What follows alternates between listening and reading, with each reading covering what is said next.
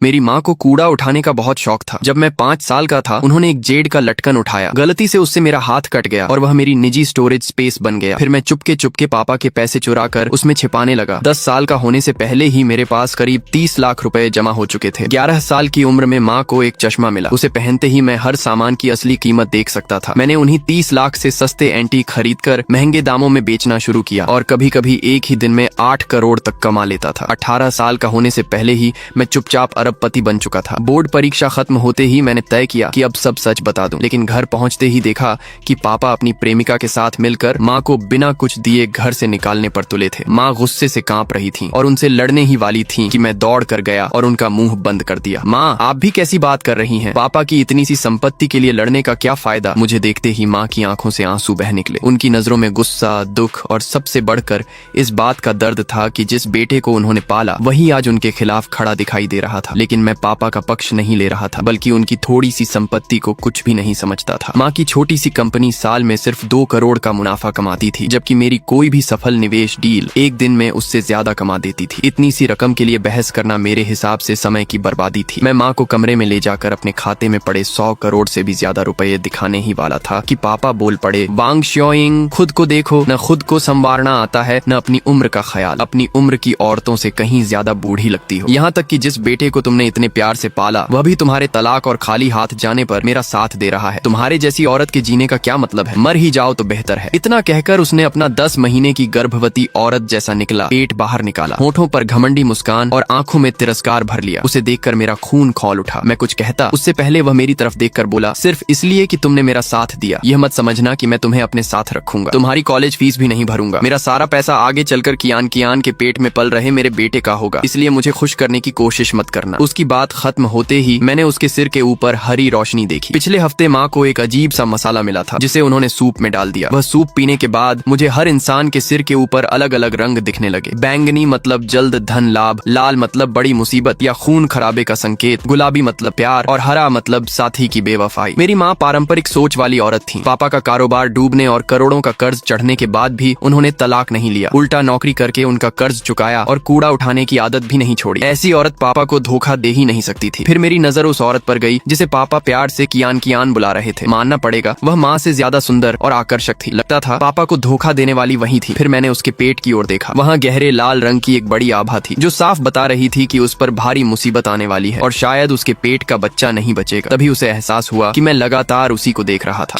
कियान डर से कांपने लगी। वह सीना पकड़कर कमजोर होने का नाटक करते हुए पापा की बाहों में गिर गई और मीठी आवाज में बोली, भैया मुझे बहुत डर लग रहा है। आपके बेटे की नजरें इतनी डरावनी है जैसे वह मुझे मार डालेगा। कहीं वह मेरे पेट में पल रहे बच्चे को नुकसान पहुंचाना तो नहीं चाहता? आपने वादा किया था कि आप मेरे हीरो बनेंगे, अब आपको मेरी रक्षा करनी होगी। उसकी बात सुनते ही पापा का सीना गर्व से फूल गया। वह किसी महान हीरो की तरह उसके सामने खड़े हो गए और गुस्से से मुझे घूरते हुए बोले, वांग लिन, अपनी नजरें नीचे कर ले। अगर मुझे पता चला कि तू मेरी कियान या उसके बच्चे को नुकसान पहुंचाने की सोच भी रहा है तो मैं बाप बेटे का रिश्ता भी नहीं देखूंगा। मेरी माँ मुझे सबसे ज्यादा प्यार करती थी और हमेशा मेरी तरफदारी करती थी। जैसे ही उन्होंने पापा को मुझे धमकाते सुना वह सीधे रसोई में गई, सब्जी काटने वाला चाकू उठा लिया और गुस्से में दोनों को मार डालने की बात कहने लगी। यह देखते ही पापा का चेहरा उतर गया और वह कियान को लेकर तुरंत दरवाजे की ओर हट गए। उन्हें इस तरह हीरो बनते देखकर मेरा दिल ठंडा पड़ गया। पहले जब कर्जदार घर आते थे तो पापा हमेशा बिस्तर के नीचे छिप जाते थे। हर बार माँ ही जान की बाजी लगाकर उनके सामने खड़ी होती थी, तभी वे लोग घर में घुसने की हिम्मत नहीं करते थे। एक बार तो एक कर्जदार की नीयत भी माँ पर खराब हो गई थी। तब भी पापा ने कान बंद कर ली और अनसुना करते रहे। जब मैंने उन्हें बाहर जाने को कहा तो उल्टा मुझे घूर कर बोले, तू बच्चा है, तुझे क्या पता? अगर उनका ध्यान मेरी तरफ गया तो मैं तेरा गला दबा दूंगा। बाद में पड़ोसी समय पर आ गए, तभी बड़ी अनहोनी टल सकी। उसी दिन से मुझे पापा से नफरत हो गई और मैं हमेशा माँ को तलाक लेने के लिए समझाता रहा। लेकिन माँ जिद्दी थी। उनका मानना था कि मुझे एक पूरा परिवार मिलना चाहिए, या शायद उन्हें अब भी भरोसा था कि पापा एक दिन फिर सफल होंगे। और सचमुच 1 साल बाद पापा ने सही मौका पकड़ लिया। उनका कारोबार फिर चल पड़ा, सारा कर्ज उतर गया और शुक्रिया जताने के लिए उन्होंने माँ को 3 सोने के कंगन और 2 लाख रुपए दिए। इसके बाद हमारी जिंदगी बेहतर हो गई। लेकिन माँ की कूड़ा उठाने की आदत कभी नहीं बदली। बस पापा को शर्म न आए इसलिए वह अक्सर रात में मास्क पहनकर चुपके से कूड़ा उठाने जाती थी। एक रात मुझे पेशाब लगी तो मैंने उन्हें चोरी छिपे बाहर जाते देखा। आधे घंटे बाद वह बड़े बड़े थैले लेकर लौटी। अगले दिन मैं जादुई चश्मा पहनकर एंटीक मार्केट पहुंचा। पहली ही बार 5,000 में खरीदा गया धूल से भरा एक कंगन 30 लाख में बेच दिया। इसके बाद मैं अक्सर बहाने से स्कूल से निकलकर एंटीक की तलाश में घूमने लगा। सिर्फ 1 महीने में मैंने 2 करोड़ रुपए कमा लिए और एंटीक जगत के बड़े बड़े उस्तादों से पहचान बना ली। करीब 20 बुजुर्ग तो मुझे अपना पोता बनाने की होड़ में लग गए, जबकि मुझे बेटा बनाने वालों की संख्या उससे भी ज्यादा थी। मैंने कई बार इशारों में माँ का रिश्ता उनमें से किसी के साथ कराने की कोशिश की, लेकिन उनके मन में ऐसी कोई इच्छा नहीं थी, इसलिए बात वहीं खत्म हो गई। मैंने कई बार उन्हें यह भी बताना चाहा कि मैं खुद पैसे कमा सकता हूँ, लेकिन वह हमेशा यही कहती कि मैंने फैंटेसी उपन्यास ज्यादा पढ़ लिए हैं। मैं उन्हें अपनी स्टोरेज स्पेस में रखा सारा पैसा दिखाना चाहता था, मगर वह हर समय कूड़ा उठाने में इतनी व्यस्त रहती कि मुझे मौका ही नहीं देती थी। ऊपर से घर में पैसों की भी कोई कमी नहीं थी, इसलिए आखिर में मैंने बस इतना करना शुरू किया कि कभी कभी माँ के रोज गुजरने वाले कूड़ेदान के पास कुछ पैसे और महंगी चीजें रख देता था। बस बात वहीं तक रह गई। एक गलतफहमी की वजह से मैं अपनी सच्चाई बोर्ड परीक्षा खत्म होने तक छिपाए रहा। जैसे ही मैंने सब कुछ बताने का फैसला किया, उसी वक्त पापा का अफेयर सामने आ गया। सच में उनकी किस्मत ही फूटी हुई थी। दरवाजा जोर से बंद हुआ और माँ फूट फूट कर रोने लगी। उनका हाल देखकर मेरा दिल भर आया। मैंने तुरंत अपना बैंक अकाउंट खोला, छिपे हुए अंक दिखाए और उन्हें अपनी 10 अंकों वाली जमा पूंजी दिखाने ही वाला था। तभी माँ रोते रोते कहने लगी कि अगर तलाक के बाद उन्हें कुछ भी नहीं मिला तो एक साधारण गृहिणी होने के नाते वह आगे कैसे जी पाएंगी। मैं उनका ध्यान अपने बैंक बैलेंस की ओर दिलाना चाहता था, लेकिन अगले ही पल उनकी असली चिंता सुनकर मैं सन्न रह गया। उन्हें सबसे ज्यादा इस बात की फिक्र थी कि अगर यह घर छूट गया तो इस इलाके के उन खजाने जैसे कूड़ेदानों से कूड़ा बटोरने का मौका भी हमेशा के लिए खत्म हो जाएगा। मैं वहीं ठिठक गया और यकीन न करते हुए उनसे पूछ बैठा कि क्या इतने सालों तक उन्होंने सिर्फ इन कूड़ेदानों की वजह से तलाक नहीं लिया। माँ ने तुरंत रोना बंद किया, मुझे तिरस्कार भरी नजर से देखा और बताया कि जिन कूड़ेदानों को मैं बेकार समझता हूँ, उन्हीं की बदौलत उन्होंने मेरे नाम पर 2 आलीशान विला खरीद रखे हैं, ताकि आगे चलकर मेरी शादी में किसी चीज की कमी न रहे। इतना कहकर उन्होंने अपनी सबसे अंदर वाली जेब से चमचमाता हर्मीस का सामान और नारंगी रंग का iPhone 17 Pro Max निकाला, फुर्ती से बैंक अकाउंट खोला और स्क्रीन मेरे सामने कर दी। उसमें पूरे 2 करोड़ रुपए की जमा पूंजी थी। माँ ने गर्व से कहा कि सिर्फ कूड़ा उठाकर उन्होंने इतनी बचत कर ली, जबकि पापा की कंपनी भी इतना मुनाफा नहीं कमा पाती। उनके लिए यह इलाका किसी खजाने से कम नहीं था, इसलिए तलाक हो जाए तब भी वह यह घर और यहाँ के कूड़ेदान किसी कीमत पर छोड़ने वाली नहीं थी। मैं अवाक रह गया। इतने सालों तक मुझे लगता रहा कि माँ पापा को छोड़ नहीं पा रही, लेकिन सच तो यह था कि वह इस इलाके के कूड़ेदानों को छोड़ना नहीं चाहती थी और उसकी वजह भी मैं ही था। काफी देर बाद मैंने पूछा कि जब उनके पास इतने पैसे हैं तो वह हमेशा इतने साधारण कपड़े क्यों पहनती हैं और अपने चेहरे का भी बिल्कुल ध्यान क्यों नहीं रखती। मेरी बात पूरी होने से पहले ही वह बिजली की रफ्तार से बाथरूम भागी। कुछ देर बाद जब लौट कर आई तो उनका चेहरा पूरी तरह बदल चुका था। उनकी त्वचा छिले हुए उबले अंडे की तरह चमक रही थी। चेहरा बेहद खूबसूरत था और नैन नक्श इतने निखरे हुए थे कि वह कियान से भी कई गुना ज्यादा सुंदर लग रही थी। उस पल मुझे लगा कि पापा ने सचमुच हीरा छोड़कर कंकड़ उठा लिया। माँ ने गर्व से बताया कि वह हफ्ते में 3 बार लग्जरी ब्यूटी सैलून जाती है, इसलिए उनकी त्वचा इतनी अच्छी है। बस उन्हें डर था कि कहीं पापा को यह बात पता न चल जाए, इसलिए वह जानबूझकर खुद को साधारण और बदसूरत दिखाती रही थी। इतना कहकर उन्होंने मेरा कॉलर पकड़ा, मुझे पुराने स्टोर रूम में ले गईं और दीवार पर लगा एक छोटा सा छिपा स्विच दबा दिया। तभी जोरदार धमाके के साथ अलमारी का अंदरूनी हिस्सा खुला और उसके पीछे एक लिफ्ट दिखाई दी। माँ मेरा हाथ पकड़कर अंदर ले गईं और माइनस पहली मंजिल का बटन दबा दिया। जैसे ही दरवाजा खुला, तेज रोशनी से मेरी आंखें चौंधिया गईं। कुछ देर बाद जब नजर साफ हुई तो सामने का नजारा देखकर मैं दंग रह गया। विशाल ड्रेसिंग रूम में गहनों का सेक्शन, हर्मीस बैगों की कतारें और महंगी घड़ियों का पूरा कलेक्शन सजा था। एक पल को लगा जैसे किसी लग्जरी मॉल में खड़ा हूँ। तभी एहसास हुआ कि मेरी माँ खुद एक सुपर अमीर औरत थी, जबकि सबसे बड़ा मूर्ख और सबसे गरीब इंसान तो पापा निकले। माँ गर्व से बताने लगी कि यह स्टोरेज रूम उन्होंने बड़ी मेहनत और पैसे से बनवाया है और इसमें रखा सब कुछ आगे चलकर मेरा ही होगा। मैं गला साफ करके अपनी असली पहचान बताने ही वाला था कि उन्होंने मेरे होंठ दबा दिए और समझाने लगी कि यह सब उन्होंने कूड़ा बटोर कर कमाया है, इसलिए इसे किसी भी कीमत पर किसी और के हाथ नहीं जाने देंगी, चाहे वकीलों पर कितना भी खर्च करना पड़े। ये घर हर हाल में उन्हें ही चाहिए। मैं कुछ कह भी नहीं पाया और वह फोन उठाकर वकील से बात करने लगी। उन्हें पूरे जोश से अपनी लड़ाई की तैयारी करते देखकर